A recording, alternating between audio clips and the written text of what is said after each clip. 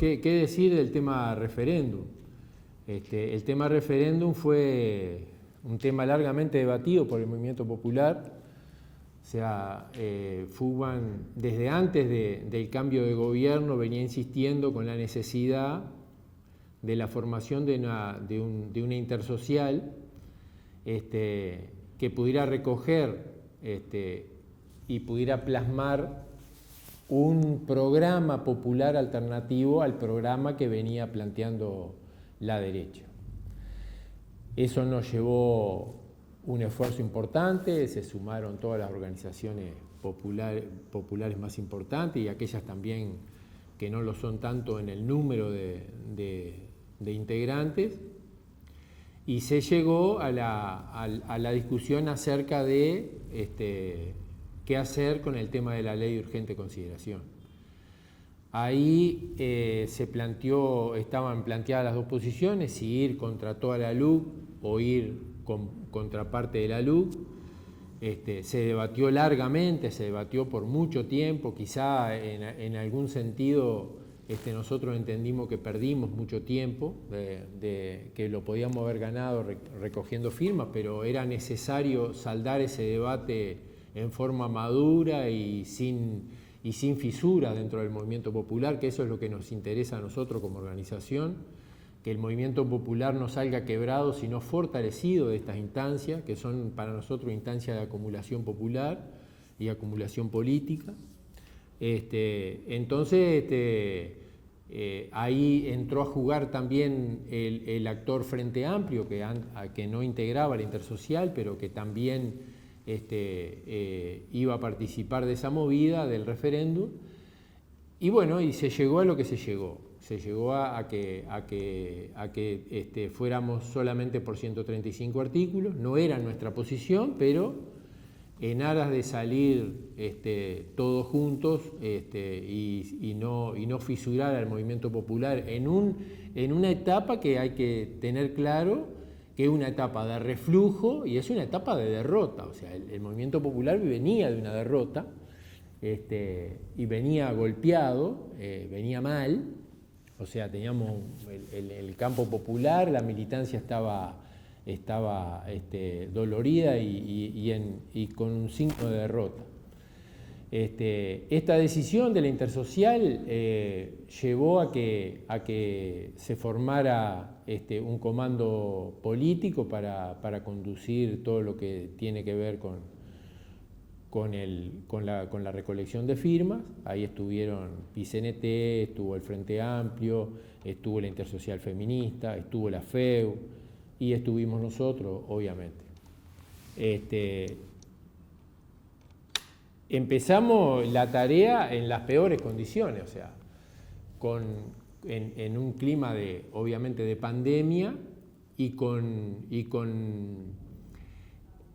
o sea, si hacías una encuesta y le preguntabas a la gente, el referéndum contra la LUC estaba en la prioridad número 100 de la gente.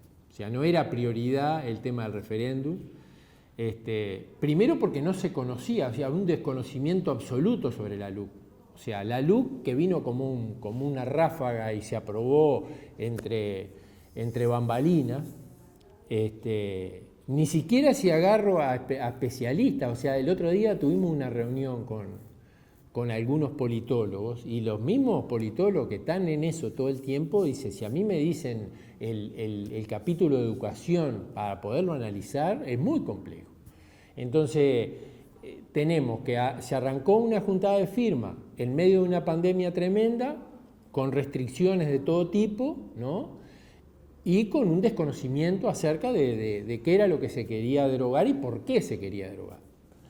Hay un trabajo formidable, ¿no? Porque incluso hubieron actores políticos que no salieron a la palestra hasta último momento. Esa es la realidad. O sea que esta victoria popular, que ha sido una victoria épica, porque no solo por la cantidad de firmas que se juntaron, sino por las condiciones en las que se juntaron. O sea, imagínense una recolección de firmas sin gente en las canchas de fútbol, sin gente en los teatros, sin gente en el carnaval, sin carnaval, y sin poder hacer ninguna movilización de masa importante, se hizo puerta a puerta, intrafamiliar, puertas adentro.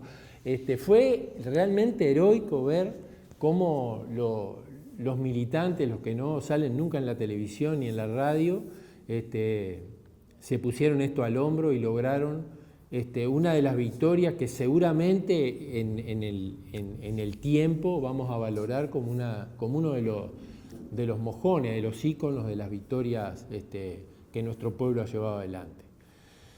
Y bueno, y eso fue un golpe importantísimo para el gobierno, porque el gobierno jamás pensó que llegaríamos a la firma, o sea, no salió nunca a debatir. O sea, salieron a último momento, cuando empezamos a anunciar cifras prometedoras, empezaron a decir que no, que estábamos inflando los números, que en realidad nosotros que estábamos en el comando y que teníamos prácticamente el día a día de la firma, a nosotros nos sorprendió la cantidad de firmas, porque hasta último momento, yo recuerdo que estábamos bajando las cajas en la Corte Electoral, estábamos bajando las cajas con firma y en ese momento veo que llega una compañera de fútbol, una funcionaria, y traía 260 firmas más para entregar en ese momento. O sea, yo creo que ahí hubo una cuestión que también fue clave. No creo que se hayan recogido tantas firmas en los últimos días, sino que el tema de la operación retorno, el traer tu papeleta, el entregala, hizo que también la avalancha fueran de firmas que ya se habían conseguido y que la gente las tenía o en la casa o en su organización, controlando que estuvieran bien y eso. O sea que la decisión que se tomó en la intersocial de ir solo por unos artículos y no contra todas, solo el futuro nos va a decir en qué medida fue acertado o no. En el corto plazo parece haber sido un gran acierto, en el sentido de que el campo popular salió de la defensiva, salió de estar recibiendo golpes para salir a golpear, para salir a proponer, ¿no? Ahora es el gobierno el que va a estar a la defensiva y es el gobierno el que va a tener que salir a defender este adefesio que es la LUC, esta barbaridad que es la LUC, porque en los capítulos sobre educación, sobre vivienda, fíjense que se propagandió el tema de la vivienda, de que lo fantástico de la LUC era que ahora no ibas a precisar garantía para alquilar. Más del 20% de los contratos, antes de la LUC, más del 20% de los alquileres son sin garantía en el Uruguay. Lo que sí cambió, y a favor del negocio inmobiliario, es que tú, cuando se te vencía el contrato, antiguamente se te vencía el contrato y ahí empezabas a negociar otra vez con el dueño del apartamento, digamos. Y a vos la ley te protegía un año para poder negociar o para poder quedarte mientras encontrabas otro apartamento si no te ponías de acuerdo. Ahora no, ahora si vos sos buen pagador, a los 30 días te dan el desalojo. O sea que se te venció el contrato y si no aceptás las condiciones del dueño del apartamento, a los 30 días vas a la calle. Y si sos mal pagador, en 5 días, 6 días estás en la calle. O sea que con la cortina de humo de que vas a poder alquilar sin garantía, cosa que ya se venía haciendo, ya venía siendo posible alquilar sin garantía, te meten esa a favor de los propietarios. Es una ley, son artículos absolutamente propietaristas y protectores, no de la parte débil, que es el inquilino, sino de la parte fuerte, que es el que tiene la vivienda como negocio.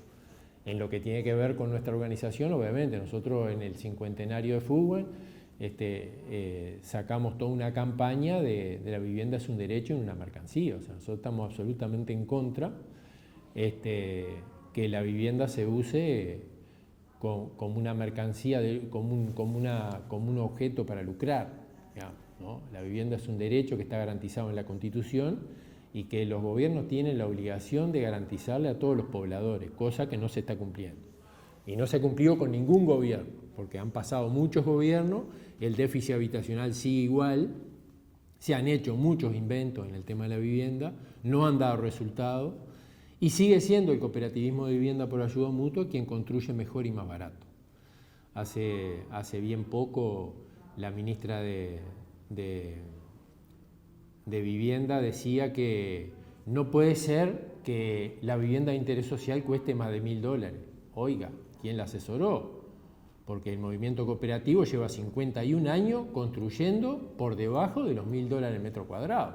Entonces, seguramente ella se estaba refiriendo a la vivienda promovida, que supera largamente, ¿no? Para que ustedes tengan una idea, un apartamento de 3 dormitorios por el plan de vivienda promovida está arriba de los $130.000 y en nuestro movimiento cuesta $80.000. O sea, porque una cosa que hay que tener claro es que por eso nosotros lanzamos la campaña de la vivienda un derecho y una mercancía, porque pensar abatir el déficit habitacional con la intermediación de la empresa privada es imposible.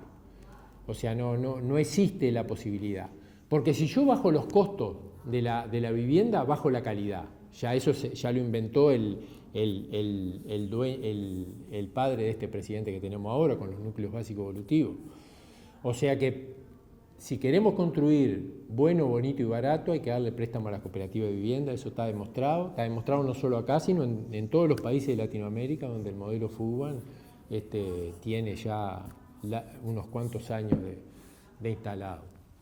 Entonces, o sea, la LUC es un gran caballo de Troya, ¿no? Metido adentro de la fortaleza del pueblo uruguayo con una enorme cantidad de cuestiones negativas, ¿no?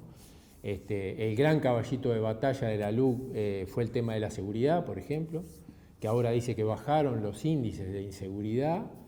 En todo el mundo bajaron los índices de inseguridad debido a la pandemia, eso no es novedad para nadie. O sea, habría que medir en condiciones normales si en realidad han bajado los índices de inseguridad. Entonces, a nosotros nos parece que el referéndum es una herramienta de democracia directa, tiene mucho que ver con lo que hablamos antes, y estamos para poder defender la derogación de los 135 artículos que son absolutamente negativos para los trabajadores y trabajadoras.